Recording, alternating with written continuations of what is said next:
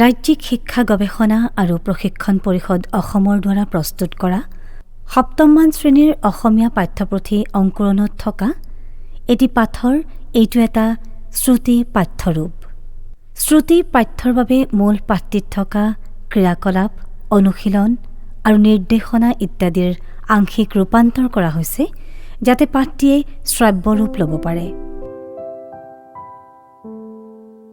পাঠ 2 কালিকা লগা পাটকাপোৰ।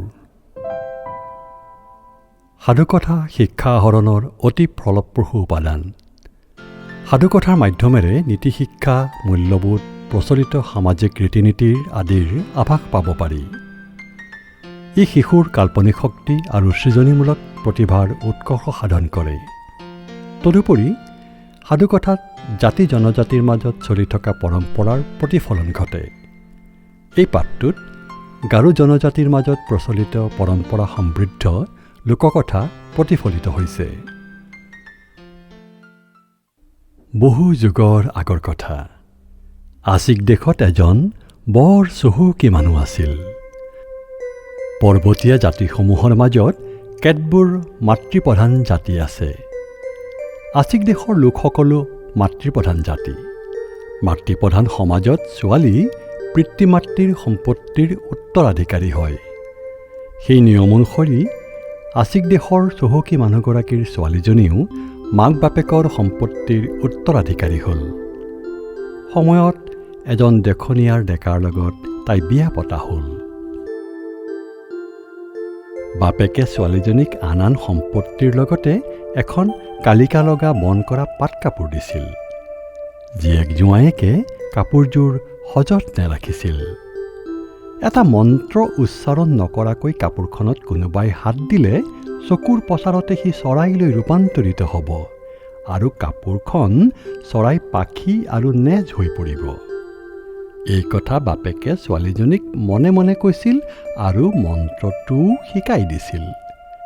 কিন্তু ছোৱালীজনীৰ গিৰিয়েকে এই বিষয়ে একোৱেই গম পোৱা নাছিল।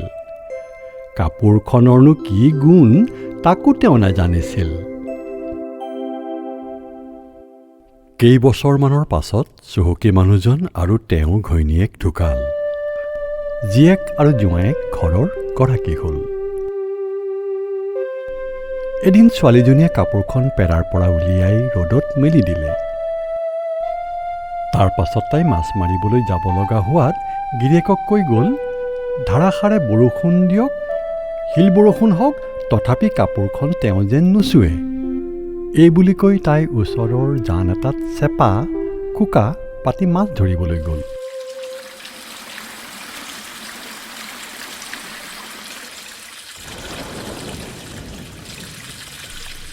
কিছু সময়ৰ পাছত ক'লা ডাৱৰে আকাশখন ছাতি পেলালে।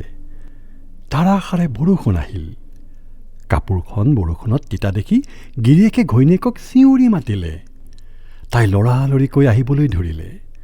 কিন্তু তাই আহি পোৱাৰ আগতেই শিল বৰষুণ আহিল।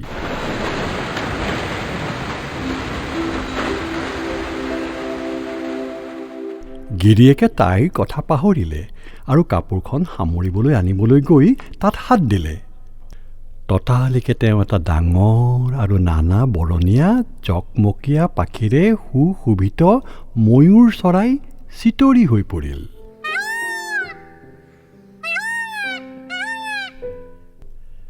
এই কাণ্ড দেখি ঘৈণীয়েকে মন্ত্ৰষাৰ উচ্চাৰণ কৰিবলৈ পাহৰি কি কৰিলা ঐ বুলি চিঞৰ মাৰি কাপোৰখনত হাত দিলে।